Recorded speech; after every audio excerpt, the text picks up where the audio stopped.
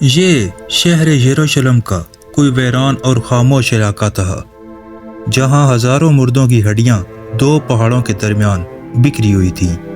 ایک بزرگ پہاڑ کی ایک اونچی چوٹی پر کھڑے تھے اور اللہ کی بارگاہ میں ہاتھ اٹھائے دعا میں مصروف تھے۔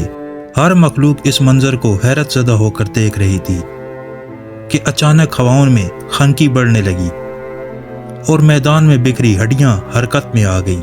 ان بوسیدہ ہڈیوں میں گویا جان آ گئی اور وہ آپس میں جڑنے لگی۔ موت کی یہ خوفناک وادی میں ایسا کیا ہوا جو قوم بنی اسرائیل کے لیے عبرت کی نشان بن گئی؟ وہ بزرگ کون تھے جن کی دعا سے یہ معجزہ پیش آیا؟ آج ہم اس ویڈیو میں حضرت حزقیل علیہ السلام اور موت کی وادی کی اس قرآنی واقعے کو تفصیل سے جانیں گے۔ حضرت حزقیل علیہ السلام ایک نیک، صابر اور برگزیدہ نبی تھے۔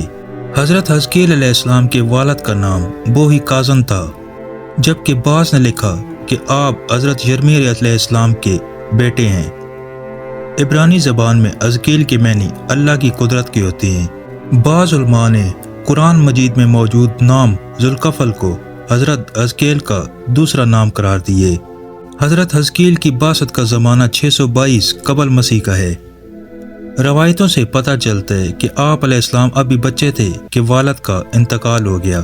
جب آپ کی بعثت کا زمانہ قریب آیا تو والدہ بہت ضعیف اور بوڑھی ہو چکی تھی، اس لیے بنی اسرائیل کے لوگ آپ کو ابن العجوز یعنی بڑھیا کا بیٹا کہہ کر پکارتے تھے۔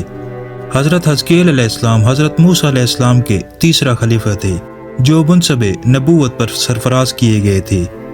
حضرت موسیٰ کی وفات کے بعد آپ کے خلیفہ اول حضرت یوشع بن نون ہوئے۔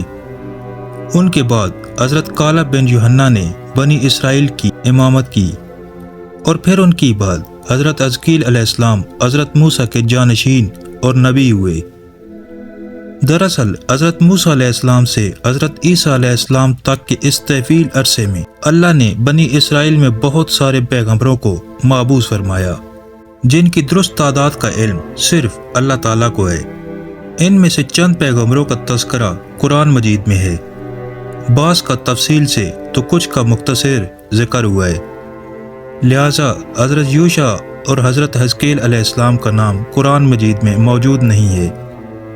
البتہ بعض واقعات کے ضمن میں ان نبیوں کا ذکر احادیث اور اقوال میں ملتے ہیں۔ حضرت حزقیل نبوت کے عہدے پر فائز ہوئے تو بنی اسرائیل میں سرکشی اور نافرمانی عام تھی۔ جھوٹ، منافقت، رشوت خوری، حسد و کینہ معاشرے میں سرایت کر چکی تھی۔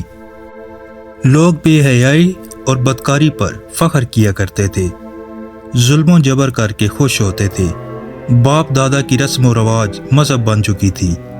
قوم اتنی فرقوں میں بٹ گئی تھی کہ ان کا شمار ممکن نہ رہا تھا۔ اس بدترین معاشرے میں حضرت حزقیل علیہ السلام نے توحید کا پرچم بلند کیا۔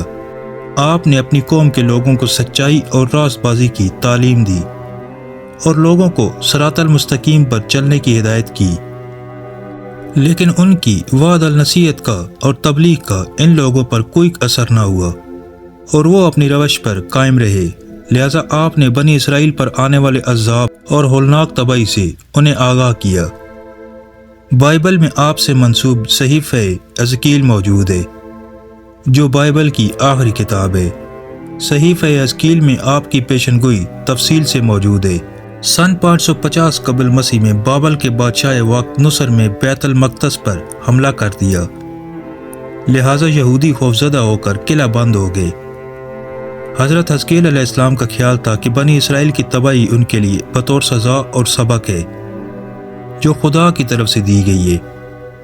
آپ نے توبہ پر زور دیتے ہوئے اپنے قوم کے لوگوں سے کہا، توبہ کرو اور اپنی ساری بدکاریوں سے باز آ جاؤ۔ سارے برے کام جنہیں کر کے تم گناہ گار ہوتے ہو خود سے جدا کر کے پھینک دو اور اپنے لیے ایک نیک دل اور نئی روح پیدا کرو۔ مہینوں تک یہ محاصرہ جاری رہا۔ آخر کار مجبور ہو کر ایک رات لوگ شہر سے نکل کر بھاگ گئے۔ وقت نصر کی فوجوں نے ان کا تعاقب کر کے ان کو قتل کر دیا۔ پورا یروشلم خاک و خون سے لت پت ہو گیا۔ اسی دوران ایک ایسا واقعہ پیش آیا جس سے بنی اسرائیل حیرت زدہ رہ گئے اور یہ واقعہ نشان عبرت بن گیا۔ واقعہ دراصل یوں ہے کہ حضرت حزقیل علیہ السلام نے بنی اسرائیل کے بچے ہوئے لوگوں سے کہا کہ تم سب تیار ہو جاؤ، ہم مشرکین سے جنگ کرنے جائیں گے تاکہ اللہ کے نام کو بلند کیا جا سکے۔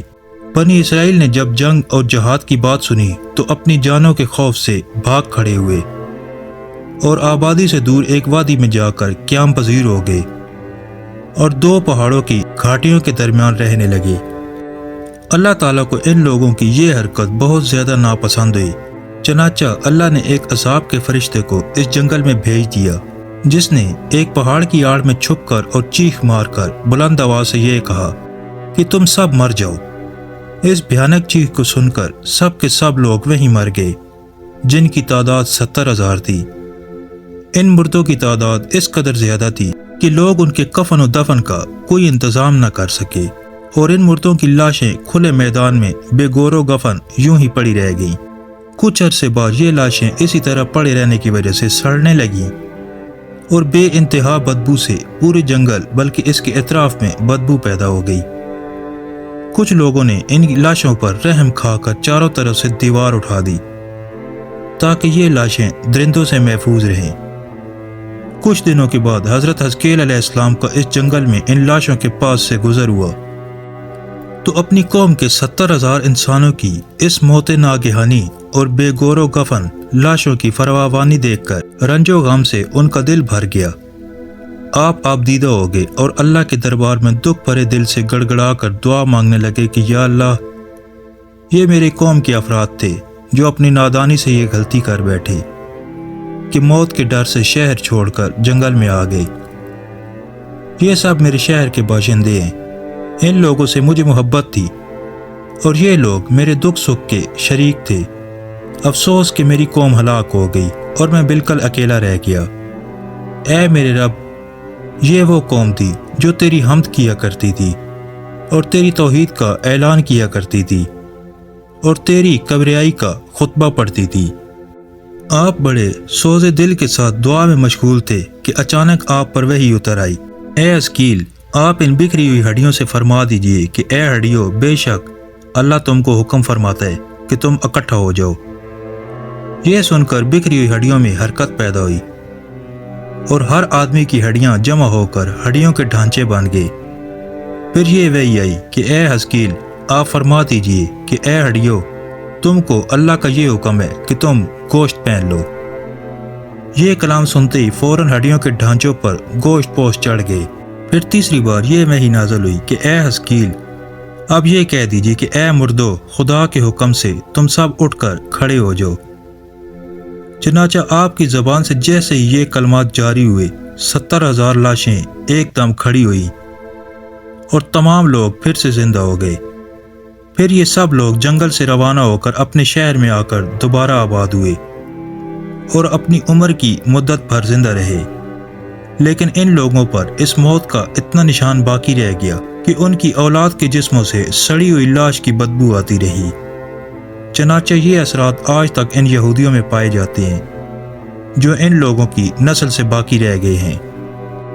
حضرت حزقیل علیہ السلام اور موت کی اس وادی سے متعلق اس واقعے میں ہمارے لیے ایک عظیم پیغام موجود ہے کہ موت سے فرار ممکن نہیں۔ اس کا ایک وقت متعین ہے جس میں لمحوں کی بھی کمی یا زیادتی کی گنجائش نہیں، جیسا کہ اللہ نے فرمایا کہ ہر جاندار کو موت کا مزہ چکھنا ہے۔ موت و حیات تقدیر الہی کے تابع ہے اور تقدیر الہی کے مقابلے میں کوئی تدبیر کارگر نہیں ہو سکتی۔ سورہ انعام میں اللہ نے فرمایا، تم جہاں بھی جاؤ گے وقت مقررہ پر موت تمہیں جا پکڑے گی، چاہے تم مضبوط قلعوں میں ہی کیوں نہ رہ رہے ہو۔